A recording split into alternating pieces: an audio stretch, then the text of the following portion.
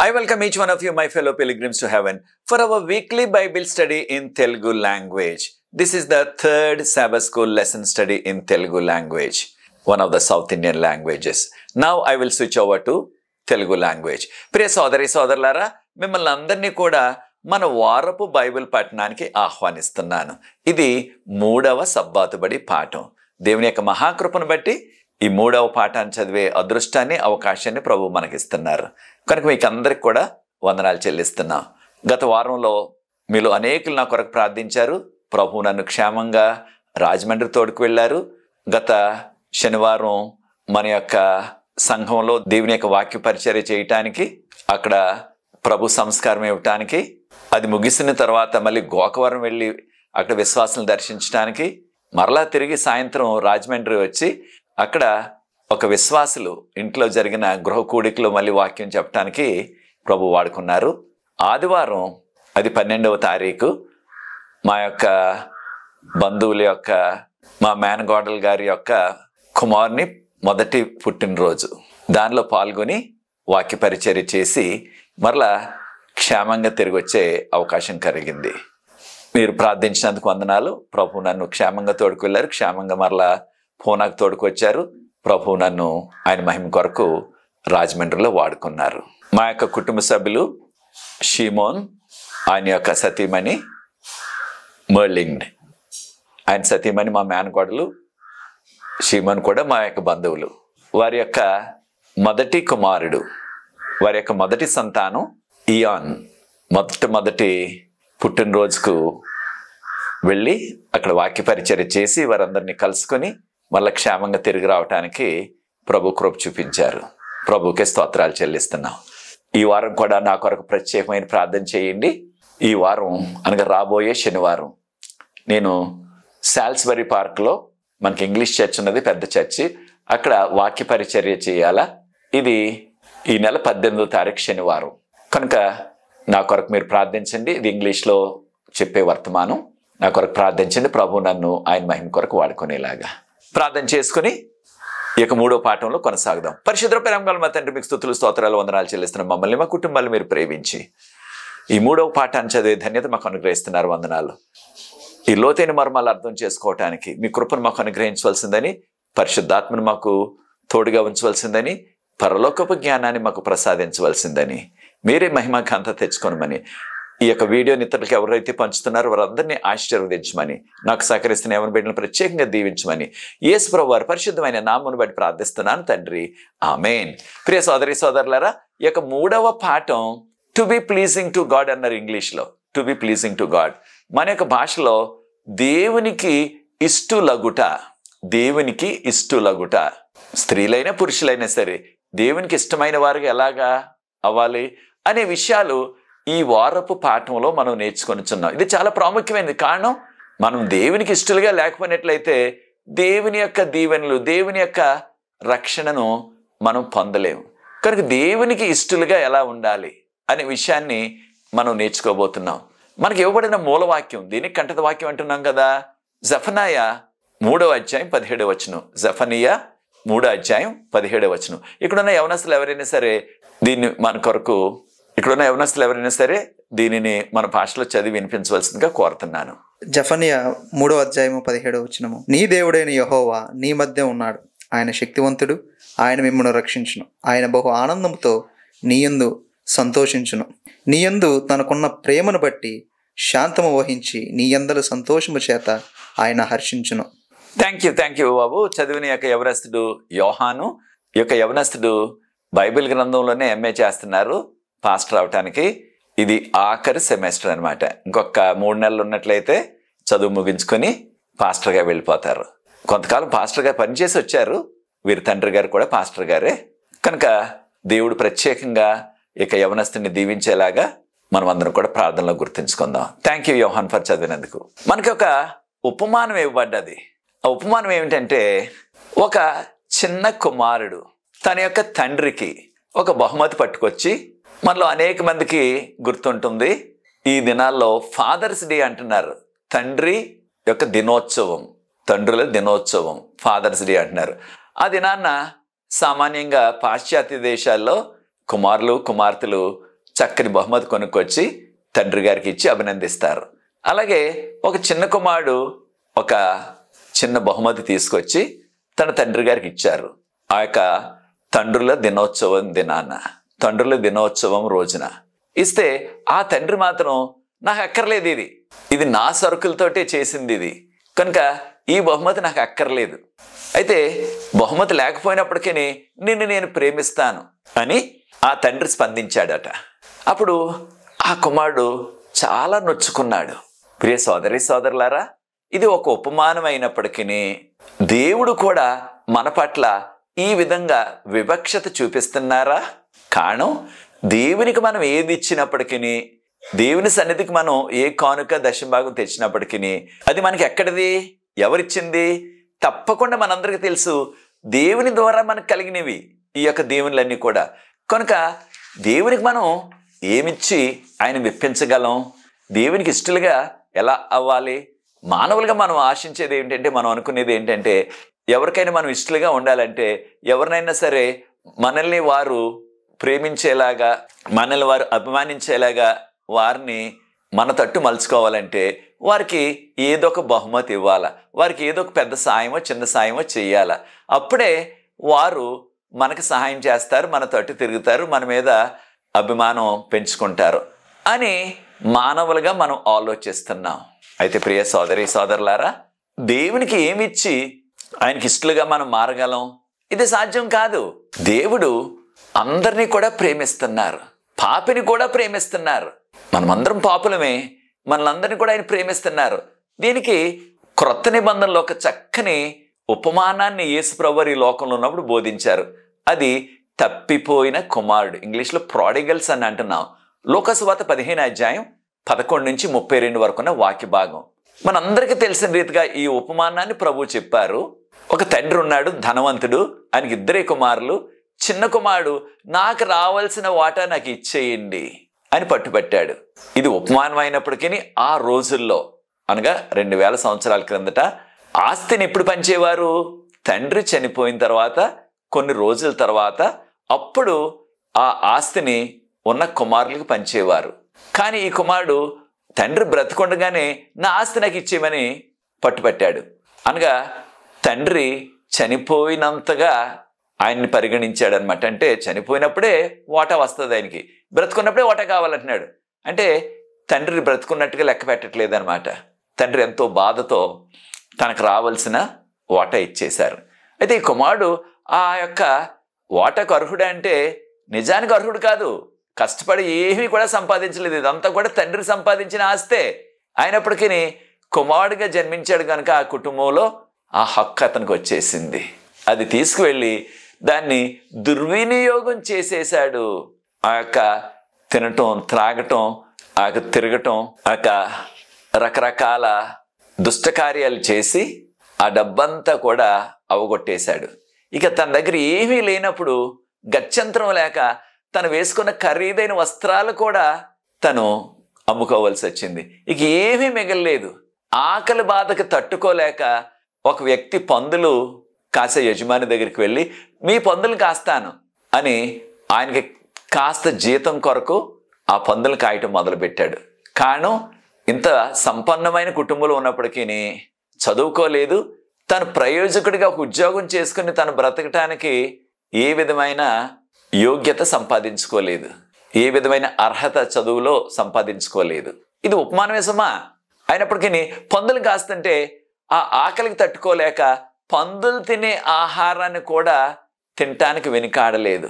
అంత దీనస్థితికి దిగజారిపోయాడు. అయితే ఒక విషయాన్ని మనం గుర్తించాలా. ఆ యవనస్తుడు గుర్తించింది ఏమిటంటే, జ్ఞాపకం తెచ్చుకున్నది ఏమిటంటే, ప్రాడిగల్స్ అని అంటున్నాం ఇంగ్లీష్లో, తప్పిపోయిన కుమారుడు. నా తండ్రి ఇంట అనేక మంది సేవకులు ఉన్నారు, వారికి తినటానికి చక్కని ఆహారం 3 పూట్ల దొరుకుతుంది. నేను ఆహారం కొరకు ఇక ఎన్నో కష్టాలు పడుతున్నాను, పందులను కూడా కాస్తున్నాను. ఆ దినాల్లో కానీ ఈ దినాల్లో కానీ పందులు కాయటం అంటే ఏదో ఘనమైన ఉద్యోగం కాదు కదా. ఇక ఎంతో తక్కువగా చూచే ఆ పని పందులను కాయటం. అలాంటిది కూడా చేశాడు. తను గుర్తు చేసుకున్నది ఏమిటంటే, నేను మళ్ళీ తండ్రి ఇంటికి వెళ్ళిపోతాను, కనీసం నా తండ్రి దగ్గర ఒక కూలివానిగా, నా తండ్రి దగ్గర అనేక మంది కూలి పని చేసుకుంటున్నారు, మా తండ్రి యొక్క ఆ పొలంలో తోటలో, నన్ను కూడా ఒక పనివానిగా పెట్టుకున్నట్లయితే నాకు ఈ యొక్క దయనీయమైన స్థితి, ఇంత దుర్భరమైన స్థితి, పందులు కాయవలసిన పని ఉండదు, నాకు చక్కని ఆహారం 3 పూట్ల దొరుకుతుంది ఆ తోటి పనివారితో పాటు అనుకుని పశ్చాత్తాపడి మరలా తిరిగి వచ్చేసాడు. ఒక విషయాన్ని కూడా మనం గుర్తించాలా, ఇది ఉపమానమే, నిజంగా జరగలేదు, కానీ ప్రభువారు ఒక ప్రత్యేకమైన ఆధ్యాత్మిక సత్యాన్ని బోధించడానికి చెప్పారు ఇది. ఆ వ్యక్తి పశ్చాత్తాపడి తిరిగి వచ్చేసాడు తండ్రి దగ్గరికి. నేను చాలాసార్లు అనుకుంటాను ఇది ఉపమానం అయినప్పటికీ ఆ కుమారుడు, ఆ తప్పిపోయిన కుమారుడు ఎంతో దిగులుతో తను తాను ఎంతో తిట్టుకుంటూ, ఎందుకు చేశాను ఈ పని, నా తండ్రికి నా ముఖం ఎలా చూపించను, ఈ యొక్క పందులు కాసే స్థితికి వచ్చేసింది ఆ పరిస్థితి, నేనేదో ఊరేసి చచ్చిపోతాను, లేకపోతే ఏదన్నా ఈ ప్రక్కన ఉన్న నదిలో దూకి చచ్చిపోతాను అని ఆ విధమైన ఆత్మహత్య యత్నం చేయలేదు. ఈ ఆధ్యాత్మిక సత్యాన్ని కూడా నేర్చుకోవాలి. చాలాసార్లు అనేక మంది ప్రజలు, యువతి యువకులు తక్కిన వారు కూడా వారు అనుకున్నది సాధించలేకపోయినట్లయితే, వారు ఎంతో తక్కువ స్థితికి దిగజారిపోయినట్లయితే వారు ఏం చేస్తున్నారు, ఇక నా ముఖాన్ని ఎలా చూపించను నా కుటుంబానికి అని వారి జీవితాన్ని వారు అంతం చేసేసుకుంటున్నారు. అది సరికాదు. తప్పకుండా మనం పశ్చాత్తాపడినట్లయితే తప్పకుండా ప్రభు మనల్ని మరలా ఆశీర్వదిస్తారు. ఈ యవనస్తుడు తప్పిపోయిన కుమారుడు తిరిగి వచ్చాడు. అయితే తండ్రి దూరం నుంచి చూచి తన యొక్క వేసుకున్న వస్త్రాలు ఎంతో దుర్వాసన కొడుతూ మార్చిపోయి వాటిని ఉతుక్కునే పరిస్థితి లేదు, పందులు కాస్తున్నాడు కనుక ఎంతో దుర్వాసనతో ఉన్నాడు. తండ్రి గుర్తించాడు, పరుగును వెళ్ళిపోయాడు. కుమారుడిని, దుర్వాసన వస్తున్న కుమారుడిని, ఆ పందుల వాసన వస్తున్న కుమారుడిని కౌగిలించుకుని ముద్దు పెట్టుకున్నాడు. తన సేవకులతో చెప్పాడు, నా కుమారుడు చనిపోయి మరలా బ్రతికాడు కనుక పెద్ద విందు చేసేయండి, ఆయనకి చక్కగా స్నానం చేయించి క్రొత్త వస్త్రాలు తొడిగి ఆయనకి బంగారు ఉంగరం పెట్టి అన్ని కూడా చేయమన్నాడు. ఎంతో సంతోషించాడు. ప్రియ సోదరి సోదరులారా, ఆ తండ్రి ఎవరికి సాదృశ్యం? యేసు ప్రభు వారికి సాదృశ్యం. ఆ తప్పిపోయిన కుమారుడు ఎవరికి సాదృశ్యం? మనందరికీ కూడా సాదృశ్యం. మనము ప్రేమగల తండ్రి దగ్గర నుంచి వెళ్ళిపోయి ఆ సాతాను వలలో పడిపోయి అనేకమైన చేయరాని దుష్టకార్యాలన్నీ కూడా చేసి, చేయరాని పాపాలన్నీ చేసి మనము నిరీక్షణ కోల్పోయాం, రక్షణ కోల్పోయాం. ఇక ఏ విధమైన ఆశ లేదు మనకిక. అయినప్పటికీ యేసు ప్రభువారు తప్పిపోయిన ఆ వ్యక్తిని మరలా చేర్చుకున్నారు. యేసు ప్రభువారు తప్పిపోయిన మనలందరినీ కూడా మరలా చేర్చుకోవటానికి లోకానికి వచ్చారు, మన కొరకు శిలువ మీద మరణించారు. లోకాసు సువార్త 15:11 నుంచి 32 వరకు ఉన్న వాక్య భాగంలో తప్పిపోయిన కుమారుని యొక్క ఉపమానాన్ని మనం చూస్తున్నాం. ఇది ఉపమానమే సుమా, వాస్తవంగా జరగలేదు. లోకాసు సువార్త 15:20 ఆ తండ్రి పరుగున వెళ్ళి ఆ యొక్క దుర్వాసన వస్తున్న కుమారుని కౌగిలించుకుని ముద్దు పెట్టుకున్నట్లుగా మనం ఇక్కడ చదువుతున్నాం. ప్రియ సోదరి సోదరులారా, మన పాపాలతో మనం ఎంతో దుష్టస్థితిలో ఆ యొక్క దుర్వాసన వస్తున్నట్లుగా సాదృశ్యంగా ఉన్న మనల్ని యేసు ప్రభు వారు ప్రేమించి మన కొరకు మరణించి మనకు రక్షణను ఉచితంగా ఇస్తున్నారు. కనుక తండ్రి ఎంత ప్రేమ గలవారో చూడండి, మన దేవుడు ఎంత ప్రేమ గలవాడో చూడండి. ఆ కుమారునికి అసలు అవకాశం ఇవ్వాల్సిన పనే లేదు. అయితే బౌద్ధ మతంలో దీనికి సంబంధించిన ఒక ఉదంతం ఉంది, ఒక కథ ఉన్నది. ఆ కథ ప్రకారంగా ఈ విధంగానే తండ్రి దగ్గర నుంచి ఆస్తి తీసుకుని వెళ్ళిపోయిన కుమారుడు పశ్చాత్తాపడి అన్నీ పోగొట్టుకుని మరలా తిరిగి వస్తే ఆ తండ్రి ఒక కూలివానిగా చేర్చుకున్నాడు అని చెప్పబడ్డాది. కూలివానిగా. అయితే బైబిల్ గ్రంథం మనకు చెప్తున్నది ఒక కూలివానిగా కాదు ఆయన చేర్చుకుంటా, మళ్ళా కుమారునిగానే చేర్చుకున్నాడు. ఎంతో విందు చేసేసారు ఏకంగా, వారందరికీ కూడా పెద్ద విందు చేసేసాడు ఏకంగా తండ్రి. అనగా ఒక్క పాపి రక్షించబడినట్లయితే పరలోకం అంతా కూడా ఆనందం అని చెప్పబడ్డది మనకి లోకాసు సువార్త 15 కనుక ప్రియ సోదరి సోదరులారా, దేవుడు పాపులైన మన పట్ల ఎంత ప్రేమ చూపుతున్నారో ఈ యొక్క ఉపమానం ద్వారా మనం నేర్చుకుంటున్నాం. దేవుడు ఎంతో ఆనందంతో సంతోషంతో మనల్ని ఆహ్వానిస్తున్నారు. ఈ విషయమే జఫనయ 3:17. జఫనాయ 3:17. ఇదే కదా మన యొక్క మూలవాక్యం, కంఠత వాక్యం. దేవుడు మన పట్ల ఎంతో ఆనందిస్తున్నాడు. పాపులమైన మనం ఆయన వద్దకు మరలా తిరిగి వచ్చినట్లయితే, అనగా మారుమనసు పొంది ఆయన దగ్గరికి తిరిగి వచ్చినట్లయితే, ఆ తప్పిపోయిన కుమారుడిని తండ్రి ఎలా చేర్చుకున్నారో అలాగే దేవుడు యేసుప్రభు వారు కూడా మనల్ని చేర్చుకోవటానికి ఎల్లప్పుడూ కూడా సిద్ధంగా ఉన్నారు. రక్షించబడే వారి విషయంలో యేసుప్రభు ఎంతో ఆనందిస్తున్నారు. యెషయా గ్రంథం 62:4 యెషయా గ్రంథం 62:4 దేవుడు అంటున్నారు, నాకు ఎంతో ఆనందం. ఎవరిని బట్టి? ఆ ఇశ్రాయేలుల దేశాన్ని బట్టి. దేనికి? ఇశ్రాయేలు దేశాన్ని సాదృశ్యంగా ప్రభు ఏమన్నారు? నేను ఇశ్రాయేలు దేశాన్ని ఒక భార్యగా వివాహం చేసుకున్నాను. అనగా దేవుడు భర్త, ఇశ్రాయేలులు భార్య. ఆ సాదృశ్యాన్ని వాడారు. కనుక ఒకవేళ భార్య అనేక మార్లు భర్త మాట వినకుండా తను ముందుకేసినప్పటికీ భర్త ఏం చేస్తున్నాడు? తన యొక్క భార్యను నయాన్నో భయాన్నో తనకు యోగ్యమైన దానిగా మరలా ఆయన చేసుకుంటున్నారు. నయాన్నే భయాన్ని అంటే ఆయన ఆ మంచి విషయాలు చెప్పి, లేకపోయినట్లయితే కొన్నిసార్లు కాస్త శిక్ష వేసి. ఇదే జరిగింది ఇశ్రాయేలీల యొక్క జీవితాల్లో కూడా. వారు దేవుని నుంచి తప్పిపోయినప్పుడు వారికి శిక్ష పంపించారు. అనేక మార్లు వారిని దాసత్వంలోనికి పంపించారు. ఆ బబులోనుకు, లేకపోయినట్లయితే ఫిలిస్తీన్లను రప్పించి దాసత్వంలో పంపించారు. తర్వాత ఎప్పుడైతే వారు మరలా వారి యొక్క తప్పు తెలుసుకొని పశ్చాత్తాపడి దేవుని తట్టు తిరిగారో మరలా ఆ దాసత్వం నుంచి విడిపించి మరలా వారిని చేర్చుకున్నారు. కనుక భర్త తన యొక్క మొండికేసిన భార్యని, తన మాట వినకుండా ఉన్న భార్యని నయాన్నో భయాన్నో మరలా చక్కగా ఆయన సరిదిద్దుకున్నట్లుగా, ఆ భార్యను విడిచిపెట్టకుండా ఏలుకున్నట్లుగా యేసు ప్రభువారు అనగా దేవుడు మనందరినీ కూడా ఆయన విడిచిపెట్టట్లేదు. ఈ విషయాన్ని ఎఫెసీయులకు రాసిన పత్రిక 5:22-28 ఉన్న వాక్య భాగం కూడా మనకి యేసు ప్రభు భర్త, సంఘము భార్య. కనుక భర్త భార్య కొరకు అనేక త్యాగాలు చేశారు.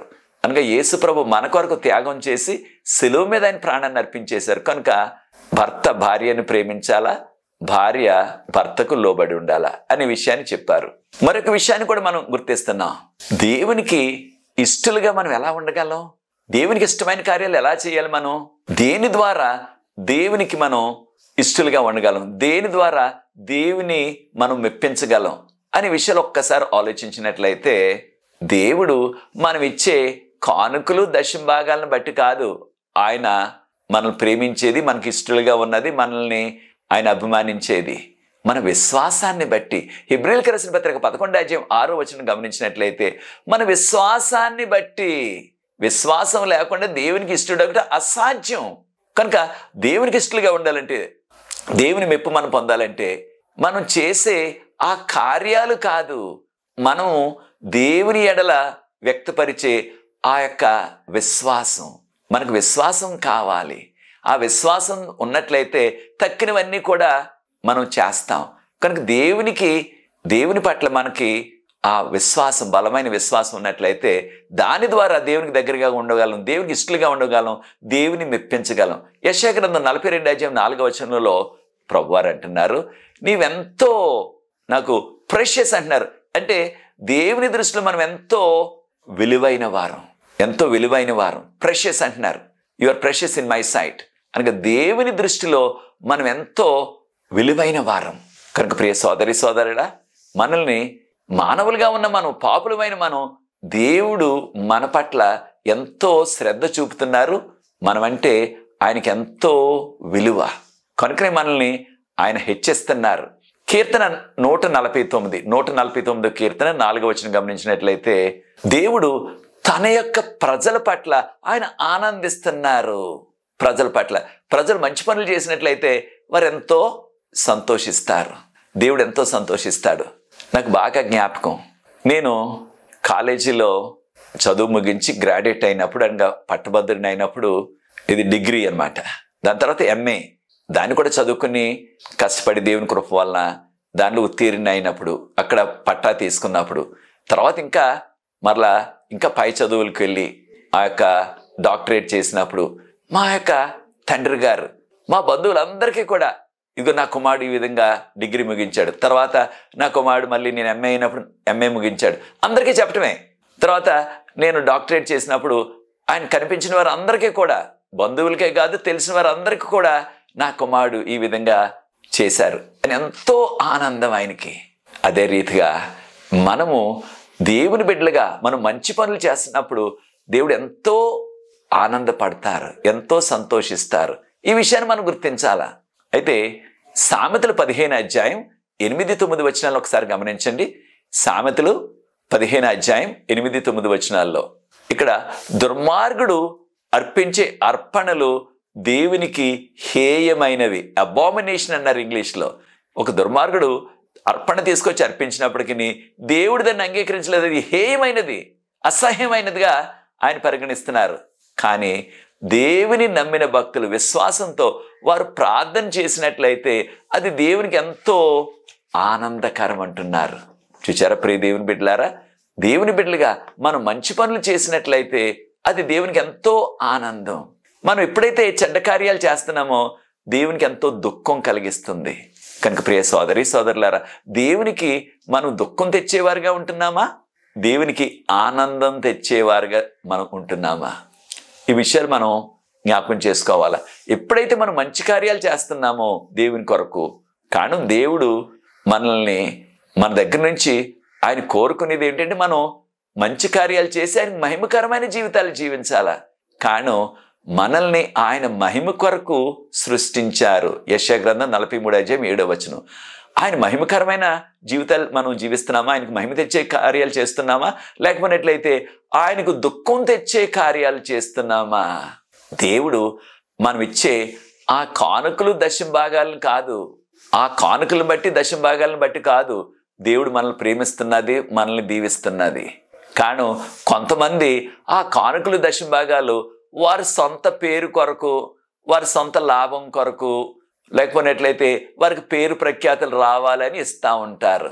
కొన్ని సందర్భాల్లో పోటీగా తక్కిన వారికంటే ఇంకా కాస్త ఒక 100 రూపాయలు నేను ఎక్కువ ఇచ్చినట్లయితే నాకు పేరు వస్తుంది. వారి ఉద్దేశం ఏంటి, ఏదో రీతిగా ఈ సంఘంలో కాస్త అందరికంటే ఎక్కువ నేను కానుక ఇచ్చి దాని ద్వారా ఈ సంఘాన్ని నా గుప్పిట్లో పెట్టుకోవాలా, ఈ సంఘం మీద ఆధిపత్యం చెలాయించాలా అనుకునే వారు కూడా ఉంటున్నారు చాలా చోట్ల. అయితే మనం ఇచ్చే కానుకలు దశభాగాలు దేనికి ఇస్తున్నాం? దేవుడు మనకు మేలు చేశారు కనుక కృతజ్ఞతతో ఇస్తున్నాం.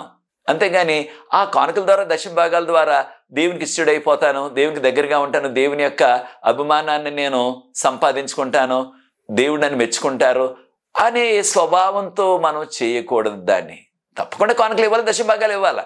కానీ దేవుడు మనల్ని దీవించారు కనుక మనం ఇవ్వాలి దాన్ని. అంతేగాని అవి చేయటం ద్వారా మనం దేవుడిని మెప్పించవచ్చు, దేవునికి ఇష్టడుగా అయిపోవచ్చు, నేను ఎక్కువ ఇచ్చినట్లయితే దేవుడు నన్ను ఎక్కువగా దీవిస్తారు అనే ఆలోచన మనకు తగదు. కారణం ఏంటి, అనేక మంది పేదవారు ఉన్నారు, వారు ఎక్కువ ఇవ్వలేరు. యేసుప్రభు కాలంలో ఆ పేద విధవరాలు 2 కాసులు అంటే 2 పైసలు అన్నమాట ఇచ్చింది. యేసుప్రభు వారు ఏమన్నారు, అందరికంటే ఈమె ఎక్కువ ఇచ్చింది అన్నారు. అయితే ఎంత ఇచ్చామన్నది కాదు, ఏ హృదయంతో ఏ ఉద్దేశంతో ఇచ్చామన్నదే దేవుడు చూస్తారు. కనుక దేవునికి కావాల్సింది ఏమిటంటే మనము ఆయన మహిమ కొరకు జీవించాలా. మరొక విషయాన్ని కూడా మనం గుర్తించాలా. అదేమిటంటే మనము సజీవమైన రాళ్ళు అని ప్రభు సంబోధిస్తున్నారు. పాపులుగా మనం ఆ సజీవమైన రాళ్ళుగా అనగా దేవుని యొక్క గృహంలో సజీవమైన రాళ్ళుగా ఎలాగా మనం అవుతాం? లివింగ్ స్టోన్ అన్నారు ఇంగ్లీష్లో. దేవునికి ఇష్టకరమైన జీవితం, దేవునికి నచ్చే జీవితాన్ని ఎలా జీవించగలమంటే రోమీయులకు రాసిన పత్రిక 5వ అధ్యాయం 8వ వచనంలో మనం ఇంకా పాపులుగా ఉండగానే యేసు ప్రభు వారు మన కొరకు సిలువ మీద మరణించారు. ఇంకా పాపులుగా ఉండగానే ఎవరైతే యేసు ప్రభు యొక్క ఆ రక్షణను మనం అంగీకరిస్తున్నామో, యేసు ప్రభు నా కొరకు మరణించారు సిలువ మీద, ఆయన కార్చిన సిలువ రక్తం ద్వారా నా పాపాలన్నీ కూడా క్షమించబడతాయి అని మనం నమ్మినట్లయితే అప్పుడు మనకి ఏం కలుగుతుంది? ఆ నిత్య జీవం కలుగుతుంది, రక్షణ భాగ్యం కలుగుతుంది. అప్పుడు మన జీవితాలు మారిపోతాయి. దాన్నే మనం ఇక్కడ బైబిల్ గ్రంథంలో సజీవమైన రాళ్ళు అని చెప్పబడ్డది. 1 పేతురు 2వ అధ్యాయం 4-6 వరకున్న వాక్య భాగంలో మనము దేవుని యొక్క గృహంలో, దేవుని యొక్క ఆలయంలో సజీవమైన రాళ్ళు ఎలాగవుతామంటే యేసుప్రభుని మన రక్షకుడిగా అంగీకరించడం ద్వారా, ఆయన ప్రేమ, ఆయన కృపను మనం అంగీకరించడం ద్వారా మన యొక్క జీవితాలు, దీన్ని ట్రాన్స్ఫర్మేషన్ అంటున్నాం. అంటే మన జీవితాలు మార్పు చెందాలన్నమాట. మన జీవితాలు మార్పు చెందాల. ఉదాహరణకు ఒకప్పుడు గొంగళ పురుగుగా ఉంటుంది, దాని యొక్క జీవిత దశలో ఏమైపోతుంది? సీతకోక చిలుక అయిపోతుంది. అనగా పరివర్తన వచ్చేసింది, మార్పు వచ్చేసింది.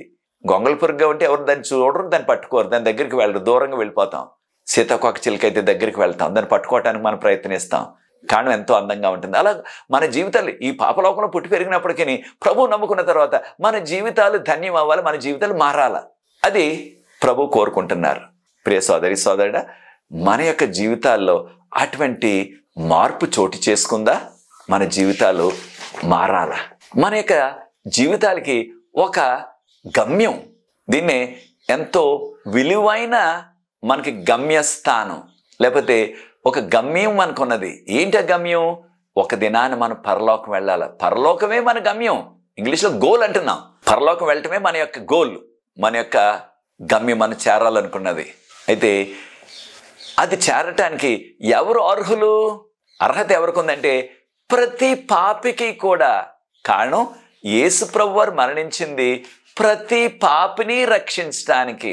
ఈ ఉచితంగా ఇవ్వబడే రక్షణను అంగీకరించిన ప్రతి పాపి కూడా రక్షించబడతారు, పరలోకం వెళ్తారు.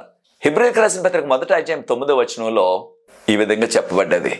దేవుడు పాపిని ప్రేమిస్తారు, పాపాన్ని ద్వేషిస్తారు. పాపులైన మనలందరినీ కూడా ఆయన ప్రేమిస్తున్నారు, మనలోని పాపాన్ని ద్వేషిస్తున్నారు. కనుక ప్రియ సోదరి సోదరులారా, మనము ఆ పాపాన్ని విడిచిపెట్టాలా? ఆ పాపానికి విరుగుడు యేసు ప్రభు యొక్క సిలువ త్యాగం. దానిని మనం నమ్మినట్లయితే, ఆయనకి యోగ్యమైన కుమారుడిగా కుమార్తెగా మనం జీవించినట్లయితే, ఆయన ఈ రక్షణ భాగ్యాన్ని మనకు అనుగ్రహిస్తారు. మార్కు సువార్త 9వ అధ్యాయం 17 నుంచి 29 వరకు ఉన్న వాక్య భాగంలో గమనించినట్లయితే ఒక జరిగిన ఉదంతం. అది ఒక బాలుడు తనని పిచాచాలు పట్టేసేది, దెయ్యం పట్టేసింది, చాలా ఇబ్బందులు కలిగిస్తుంది ఆ యొక్క దురాత్మ. ఆ యొక్క దురాత్మ అనేక మార్లు ఈ యొక్క బాలుడిని నీటిలోకి నెట్టేసింది, ఆ నీటిలో పడి చనిపోతాడని.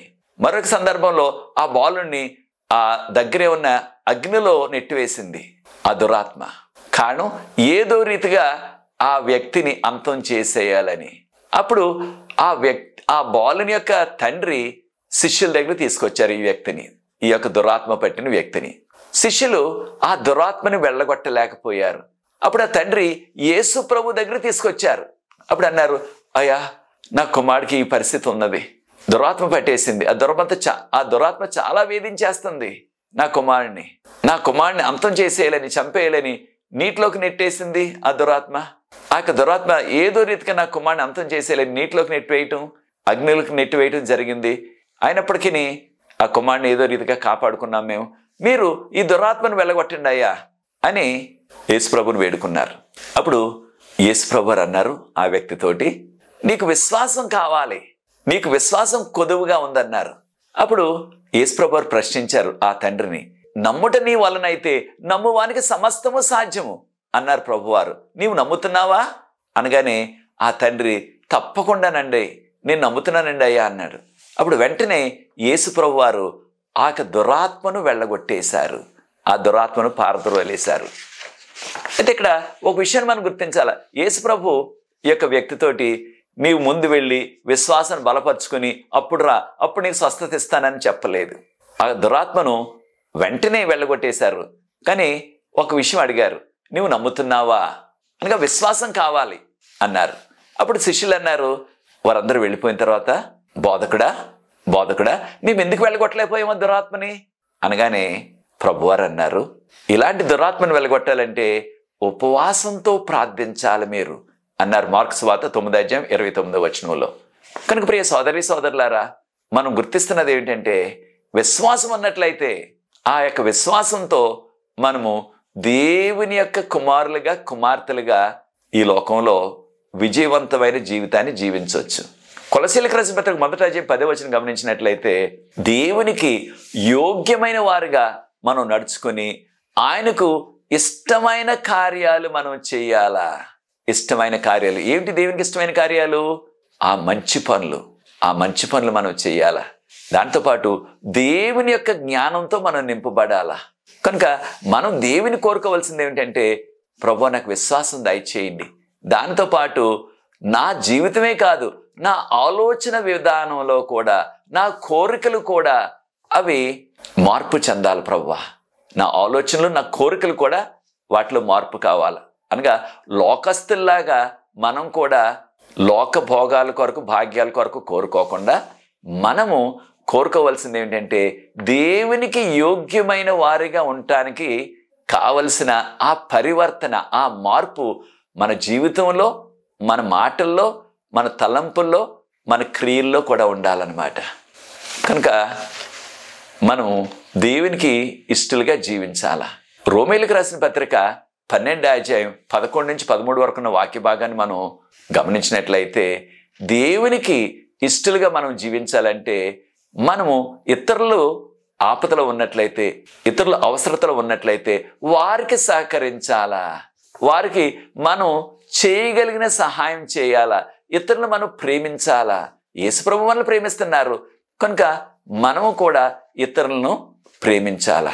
కనుక ప్రియ సోదరి సోదరులారా, యేసుప్రభు మనలో అపవిత్రమైన జీవితం ఉన్నప్పటికీ, పాపపు జీవితం ఉన్నప్పటికీ ఆయన దగ్గరికి వచ్చిన వారిని ఎవరిని కూడా ఆయన వెళ్ళిపోమంటలేదు, ఆయన తిరస్కరించట్లేదు. ఎంత పాపి అయినప్పటికీ వారిని అంగీకరిస్తున్నారు. తన కుమారుడిగా కుమార్తెగా వారిని ఆయన అంగీకరించి వారిని తీర్చిదిద్దుతున్నారు, వారిలో పరివర్తన తెస్తున్నారు. కనుక మనం కూడా యేసుప్రభు కుమారులుగా కుమార్తెలుగా అటువంటి ఒకవేళ లోపం ఎవరినైనా ఉన్నట్లయితే, మన తోటి పనివారు, మన కుటుంబ సభ్యులు, లేకపోయినట్లయితే మన దగ్గర పనిచేసేవారు, అలాంటి వారిలో అనేకమైన లోపాలు ఉన్నప్పటికీ, వారి జీవితంలో పాపపు జీవితాలు ఉన్నప్పటికీ వారిని మనం త్రోసివేయకుండా వారిని అంగీకరించి వారిని ప్రభు తట్టు నడిపినట్లయితే ప్రభు వారిని శుద్ధీకరించి క్షమించి వారిలో కూడా పరివర్తన తెస్తారు, మార్పు తెస్తారు. వారిని ఆయన కుమారులుగా కుమార్తెలుగా తీర్చిదిద్దుతారు. కనుక ప్రియ సోదరి సోదరులారా, దేవునికి ఇష్టలుగా మనం ఎలా కావాలి అని గమనించినట్లయితే, దేవునికి ఇష్టలుగా అవ్వాలంటే మీకా గ్రంథంలో 6వ అధ్యాయం 6 నుంచి 8 వరకు, మీకా గ్రంథం 6వ అధ్యాయం 6, 7, 8 వచనాలు గమనించినట్లయితే దయచేసి ప్రార్థనాపూర్వకంగా చదవండి. ఈ 3 వచనాలు కూడా దేవునికి మనం ఏం చేసి ఆయనకి ఇష్టలుగా అవ్వగలం, దేవునికి ఏం అర్పించి మనం ఆయన మెప్పు పొందగలం. కోడెదూడ కోడెదూడను అర్పించా. పాత నిబంధన కాలంలో కోడెదూడ అంటే 1 సంవత్సరం వయసున్న దూడను వారి పాపాల నిమిత్తం ఒక బలియాగంగా అర్పించినట్లయితే దేవుడు ఎంతో దానిని అంగీకరించేవారు. అది కావాలని కోరారు దేవుడు. 1 సంవత్సరం వయసున్న ఆ యొక్క మగ దూడను, దాన్ని కోడి అంటున్నాం, లేదా కోడిదూడ అంటున్నాం. అలాగే వేలాది ఆ గొర్రెలు, వాటిని అర్పించడం ద్వారా దేవునికి ఇష్టలు అవ్వగలమా, దేవునికి దగ్గరగా ఉండగలమా, దేవునికి మనము దేవుని మెప్పించగలమా అంటే అది కాదు. లేకపోయినట్లయితే వేలాది నదులంతా విస్తారమైన ఆ యొక్క నూనె, తైలం అంటున్నాం కదా, దాన్ని తెచ్చితే దేవుడు మెచ్చుకుంటారా మనల్ని? లేకపోయినట్లయితే నా యొక్క శరీరాన్ని, నా యొక్క కుమారుణ్ణి దేవునికి ఒక బలిగా అర్పించినట్లయితే దేవుడు మెచ్చుకుంటాడా దేవుడు నన్ను ఇష్టడుగా పరిగణిస్తారా అంటే అవేమీ కాదు. మనం అర్పించే ఆ యొక్క కోడిదూడ కాదు, వేలాది పొట్టేళ్ళు అనగా గొర్రెపోతులు కాదు, లేకపోతే విస్తారమైన ఆ నూనె కాదు, లేకపోతే దేవుడు ఎప్పుడు కూడా నరబలి కోరుకోలేదు. ఒకవేళ ఎవరైనా సరే నేను అంతా త్యాగం చేసేసి నాకు ఒకే కుమారుడు, ఆ కుమారుడు కూడా నేను బలి ఇచ్చేస్తాను అన్నప్పటికీ దాని ద్వారా ఉపయోగం లేదు. దేవుడు ఎప్పుడు కూడా అంగీకరించలేదు దాన్ని, అది కోరలేదు ఆయన, ఇది నరబలి ఇవ్వమని. అయితే ఇక్కడ దీని ద్వారా మనం నేర్చుకుంటున్నది ఏంటంటే, మీకా గ్రంథం 6వ అధ్యాయం 8వ వచనంలో, ఓ మానవుడా, దేవుడు ఏం కోరుకుంటున్నాడు నీ దగ్గర నుంచి? బలులు కోరుకోవట్లేదు, నూనె కోరుకోవట్లేదు, లేకపోతే దశభాగాలు ఆ యొక్క కానుకలు కాదు ఆయన కోరుకుంటుంది. ఏం కోరుకుంటున్నారు? న్యాయంగా జీవించాలి, న్యాయవంతమైన జీవితాన్ని మనం జీవించాలి. రెండవదిగా కనికరం ఇతరులకు చూపాలి, ఇతరులకు కనికరాన్ని చూపాలా, మనం యథార్థవంతులుగా జీవించాలా. ఆ 3 కదా దేవుని కోరుకునేది. ఆ మూడే దేవుడు కోరుకునేది. న్యాయవంతమైన జీవితం, కనికరం చూపించడం, యథార్థవంతంగా జీవించడం. అలా చేసినట్లయితే అప్పుడు దేవునికి ఇష్టలుగా మనం అవగలం, దేవునికి యోగ్యమైన వారుగా అవగలం, దేవుణ్ణి మెప్పించేవారుగా, దేవునికి ఆనందం కలుగచేసేవారుగా జీవించగలం. కనుక ప్రియ సోదరి సోదరులారా, మన జీవితాలు కడవరకాల చివరి దినాల్లో మనం జీవిస్తున్నాం. మనము దేవునికి అంగీకారమైన జీవితం, దేవునికి ఇష్టకరమైన జీవితం, దేవునికి యోగ్యమైన జీవితాలు, దేవునికి మహిమ తెచ్చే జీవితాలు మనకి కావాలి. అది కావాలంటే దేవుని యొక్క వాక్యపు వెలుగులో జీవిస్తూ, దేవుని యొక్క ఆజ్ఞల వెలుగులో మనం జీవిస్తూ, ఆయన కోరుకున్నట్లుగా మనము మంచి కార్యాలు చేస్తూ ఉన్నట్లయితే అదే దేవునికి ఇష్టమైన బలి. కనుక ప్రియ సోదరి సోదరులారా, అటువంటి జీవితం మనకు కావాలన్నట్లయితే నాతో ఏకీభవించండి. ప్రార్థించి ఈ యొక్క 3వ పాఠాన్ని ముగిస్తాను. ప్రార్థన. పరిశుద్ధ ప్రేమగల మా తండ్రి, మీకు స్తోత్రాలు వందనాలు చెల్లిస్తున్నాం.